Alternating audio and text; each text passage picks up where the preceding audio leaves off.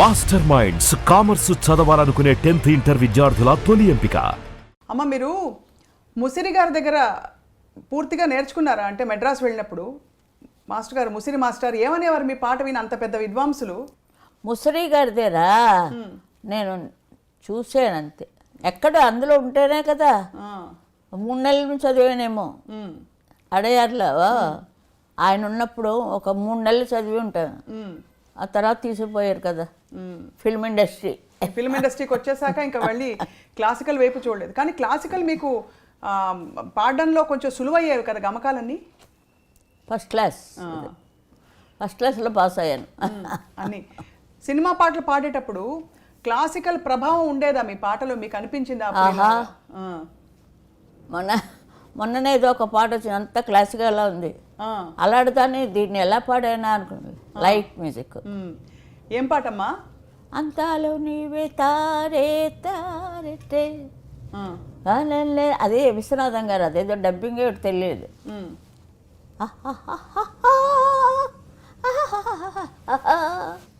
ఎవరు పడతారు? స్వరాలు కరెక్ట్గా పడాలి. అదే స్వరాలు రాసుకోవచ్చు. నేను పాడితే హమ్మింగ్లు స్వరాలు రాసుకోవచ్చు. అంత క్లియర్ కంటే నేనేం చెప్పలేను. అంతే కదా అమ్మ. అప్పట్లో లీల గారు, జిక్కీ గారు బాగా రాణిస్తున్నారు. అవునండి, లీల గారు నాకు చాలా చాలా తెలుసండి. మాతో అస్తమాటికి మా ఇద్దరు పుట్టుపడి వెళ్తుండేవాళ్ళం. జిక్కీ గారు నేను రిహార్సల్కి వెళ్తున్నప్పుడు వారింటికి వెళ్ళి, అప్పుడు కార్లు గీర్లు ఎక్కడండి మాకు, బస్సులు ఆటోలు ట్రావెల్స్. సంగీతానికి వెళ్ళాలంటే 3rd క్లాస్లో ట్రైను అలా ఉండేదాన్ని. అంటే మొదటి బిగినింగ్లో మరి అంతే కదా. మీర గారు ఇంత మంచి పాటలు పాడారు. జిక్కీ గారు అంటే వాళ్ళది ఒక తరం వచ్చింది, ఈ తరం వచ్చింది ఇప్పుడు నాది. ఇంకా నెక్స్ట్ ఏ తరం వస్తున్నది, దాన్ని వెల్కమ్ చేయాలి, విసుక్కోకూడదు. పాత పాటలే బాగున్నాయి అని అంటుంటే నాకు చాలా చికాకుగా ఉంటుంది. ఈ కొత్త పాట ఎందుకంటే మరి లీల గారు వాళ్ళు పాడినది నేనేమనాలి, మా తరం వచ్చినప్పటికీ ఏమనాలి అని. ఎలా అమ్మా మీకు మాత్రం అప్పటి వరకు మందర స్థాయిలో ఉండే శృతిని ఫీమేల్ సోలోస్ మీరు కంప్లీట్గా తారాస్థాయికి మీరు తీసుకువెళ్ళారు. చాలా హై పిచ్లో పాడేదాను కాబట్టి అన్ని క్వశ్చన్లు అడుగుతున్నావు అమ్మా. ఎట్లా అమ్మా, ఎట్లా కుదిరింది మీకు? పాడతారమ్మా, ఆవిడ కూడా పాడేవారు. వాళ్ళు మెయిల్ వాయిస్కి తగినట్టుగా పెట్టుకోవాలి కదా. మెయిల్ వాయిస్ తోటి సరిగ్గా లేడీ వాయిస్ పాడలేదు కదా. అది నేను ఆ రికార్డ్ బద్దలు కొట్టాను అంతే. అంటే కొంచెం యంగ్ వయసు కదా. అవును అవును. ఏవిఎం స్టూడియోస్ వాళ్ళు నాకు మొదటి భిక్ష పెట్టారు. 3 సంవత్సరాలు కాంట్రాక్ట్ రాయించుకున్నారు కదా. 3 సంవత్సరాలు. అప్పుడు బయట పాడలేకపోయారా మీరు? పాడాను, దానికి సరైన ఆయన చెప్పారు. సరే వద్దులేండి, అందరికీ తెలుసు అది. కానమ్మా అలా కొనసాగుతున్నప్పుడు మీకు ప్రపంచం పాటే మీ లోకం. ఈ మిగతా వ్యావహారిక విషయాలన్నీ ఎలా మీరు మాట్లాడుకునేవారు? ఏ వ్యవహారాలు లేవండి, కాదమ్మా. పారితోషికం ఇవ్వాలి సింగర్ అన్నాక, వెళ్ళి రావడం, ఈ కన్వేయన్స్లు, ఇవన్నీ అంటే చిన్న చిన్న విషయాలైనా అదేలేండి. ఆ రోజుల్లో మరి ఎలా మేనేజ్ చేసుకున్నారని? నేనేం మేనేజ్ చేయలేదు, పాట మేనేజ్ చేస్తే చాలు. అలా దేవుడు ఎప్పుడు అది దేవుడే చేస్తాడు, అది మనం అనుకుంటాం. ఇప్పుడు తెలుసుకున్నాను దేవుడు మహత్యం అని.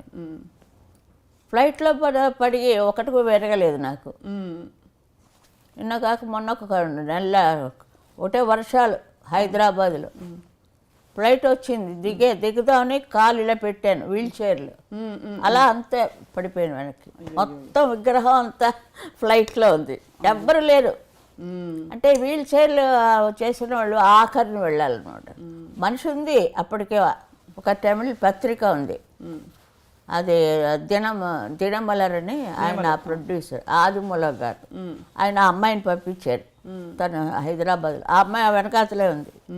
అయితే క్షణపాట్లు రెప్పపాట్లు జరిగిపోతాయంటారు కదా, ఏం అవ్వలేదు. అది మరి ఎవరది? కాలు విరిగిపోవాలి అసలు. కోరస్ పాట వెళ్ళాను రోజు. విజయ వాళ్ళు కారు వ్యాన్, పోలీస్ వ్యాన్ ఒకటి ఉంటుంది, వాళ్ళు దాంతో పోల్చాను నేను. అందరినీ తీసిపోయేది, అందరూ అందులోనే ఎక్కాలి. ఇక పొద్దున పోతే సాయంత్రం అంతే, మధ్యాహ్నం బొబ్బ కూడా అక్కడే. సాయంత్రం వచ్చేవాళ్ళం. ఇది మా కథ. అప్పుడు చక్రపాణి గారు వచ్చారు. ఇప్పుడు కోరస్లోనే పాడుతూ ఉండేదాన్ని, ఏం లేదు. లీడింగ్ కోమల గారు, కె రాణి గారు వాళ్ళది. ఆవిడతో మేము రిహార్సల్స్ చేసాం. సరే అది నమ్మేశాను. రికార్డింగ్కి వెళ్ళాం. ఆయన వచ్చి కోరస్ అందరూ పాడుతున్నారు, ఏదో అయిపోయింది, అందరూ పాడుకున్నా నేడుకైతే అన్నాను. అయిపోయింది, ఏం రాలేదు. నా వాయిస్ విని వాడు సోలో ఇస్తా అన్నారు కదా, అవును అని అన్నారు కదా వేణు గారు. తర్వాత వేణు గారు పాటలు కోకొల్లలు అవును అన్నీ నేనే పాడాను. అప్పుడు మళ్ళీ మళ్ళీ కబురు పెట్టారు, వీళ్ళు కాదు ఇంకొకడు గుణసుందరి కథ తీశాడు, లీల గారు లీడింగ్. వచ్చాను, వెళ్ళాను. అంటే ఊరికే వెళ్ళాను. వెళ్తే వాళ్ళంతా పాటలు చేశారు, కాగితాలు ఇచ్చారు. కోరస్ లీల గారు వచ్చారు. సరే అయిపోయింది, అప్పుడు ఏం అనలేదు. వెళుతున్నప్పుడు ఆయన కాగితం ఆయనకి ఇచ్చేసి నేను ఇంకా కోరస్ పాడనండి అని చెప్పి వెళ్ళిపోయారా? బయలుదేరి. కోరస్ వయసు అయిపోతుంది మరి. అలా అప్పుడు పాడలేదు కాబట్టి దేవుడు ఇంత పెద్దదాన్ని చేశాడు నన్ను. మా నాన్నగారి యొక్క ఆయన చలవ, ఆయన పెద్ద సింగర్ అవ్వాలన్నారు. నేను హిమాలయాల మీద కూర్చున్నాను. అది మన్నించండి, అంత పెద్ద పేరు, అన్ని భాషలు. అవునమ్మా. మీరు చాలా కష్టపడి మీ చేత పాడించిన కష్టపడే లేదండి, మ్యూజిక్ డైరెక్టర్ అదేమిటో నాకు కష్టమే తెలీదు. ఒక చోటుకి వెళ్ళాను. అలాగే మా అంటే సంపత్ కుమార్ అని ఒక ఆయన ఉన్నారు, మా విజయనగరంలో ఉంటే మా నాన్నగారు ఆయనకి అప్పు చెప్పారు, మా అమ్మాయి ఎక్కడ ఉందమ్మా కొంచెం చూసుకో, సినిమా వాడివే కదా నువ్వు అంటే. ఆయన వచ్చాడు. ఆయన వచ్చిన తర్వాత మనం వేరే ఇంటికి వెళ్ళిపోయి, అక్క ఇంట్లోంచి వేరే చోట. అప్పుడు మా సిస్టరు, మా అన్నయ్య అందరూ వచ్చి నాకు తోడుగా ఉండేవారు. అక్కడికి వెళ్ళి కోరస్ పాడనండి. అయితే ఇది ఎందుకు దీనికి ముందా దానికి ముందా తెలియలేదు, వెరిఫై చేయాలి. బాలానందం మొదట వెళ్ళానా, ఇదంతా అయ్యాక వెళ్ళానా, మిమ్మల్ని అడుగుతున్నాను. బాలానందం ఫస్ట్ బాలానందానికే వెళ్ళారు మీరు. అమ్మయ్యా, న్యాయపతి నా రాఘవ డౌట్ తీర్చారు. రేడియో అన్నయ్య గారు, రేడియో అన్నయ్య గారు, అన్నయ్య గారిని మా ఇంటికి వచ్చి కూడా విజయనగరంలో నా పాట విన్నారు. నా పాట విన్నప్పుడే అన్నారు, చాలా బాగుంది. ఇక ఎవరు వస్తే వాళ్ళనే, మా నాన్నగారు మా పిల్ల చాలా బాగా పాడుతుందండి పాడిచ్చేసేవారు అని అన్నారు. కానీ సినిమాల్లో పాడకూడదు ఆయనకి. అది ఆయన ఉండగానే పాడాను. జనని అమ్మ చూడాలని ఉంది అమ్మ అని పాడాను. ఒక్కసారి పాడితే మా నాన్నగారు వచ్చి అమ్మ జ్ఞాపకం వచ్చిందా అని అడిగారు. అంటే అమ్మ చనిపోయారు అప్పటికే. కరెక్ట్గా అలాగే పాడాను. మీరు రేడియోలో వేయండి, అందరూ ఏడుస్తారు ఆ పాట.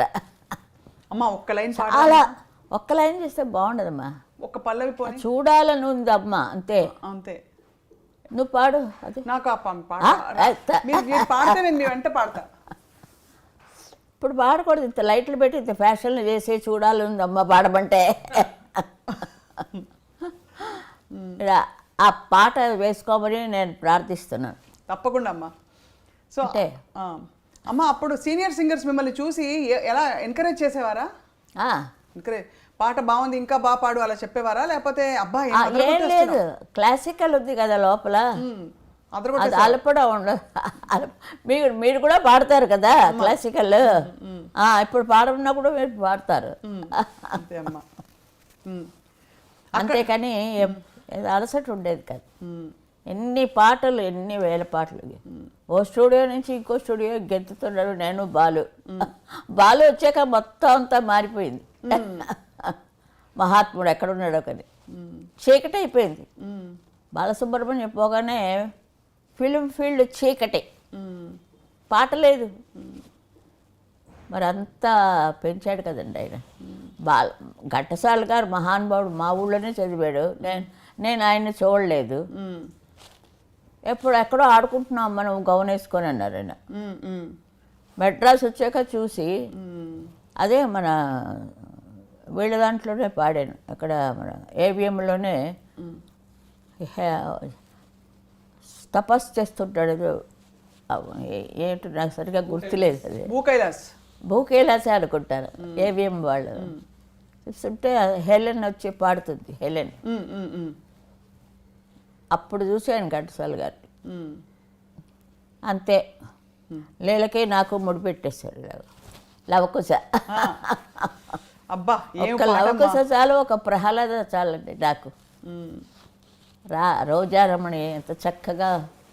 ఇప్పుడు చూసాక పాత రోజులే. జీవము నీవే కదా. అదే మీరు పాడండి అమ్మా ఒక్క మాట. నిజంగా ముందు మా నాన్నగారికి అంబగారికి ఆశీస్సులు ఇస్తూ ఉంటారు ఆయన. ఫాదరు 14 మంది పుట్టినా మేము, నేను 5 పంచపాండవులాగా. ఆయన ప్రోద్బలం నుంచే నేను. ఆయనకి సినిమా పాటలు ఇష్టం లేదు, క్లాసికల్లే అన్నారు. మరి ఎంఎస్ గట్ట పైన కూర్చున్నాను నేను వెళ్ళి. మరి అది తప్పదు. అది ఇప్పుడు లతాజీ ఉన్నారు, ఆవిడ ఎంత పైకి వెళ్ళారు. అన్నీ ఏ చిన్న పిల్ల గొంతులు చూసినా ఆవిడ పాటలే. ఇప్పుడు అలా ఉంది ఇప్పుడు నా పాటలు. ఒక్కొక్క పాట పద్యాలు ఇలా పాడామండి మేమిద్దరు. చెవులు ఎగిరిపోయాయి. అందరూ అదే అన్నారు. పద్యాలు నేను లీలగారు. లీలగారు చాలా ఫాస్ట్గా వెళ్ళిపోయేవారు. ఆవిడ బతిమాలుకునేదాన్ని. నేను ఇంత సింగర్ అయి ఉండి, అమ్మ కొంచెం స్లోగా వేయండి అమ్మా అని. ఒకే మైకు, అటు ఘంటసాల గారు పూల్లాగా, ఇటు మేమిద్దరం. అంత రోజులు చూస్తే ఎలా పాడేవాళ్ళం.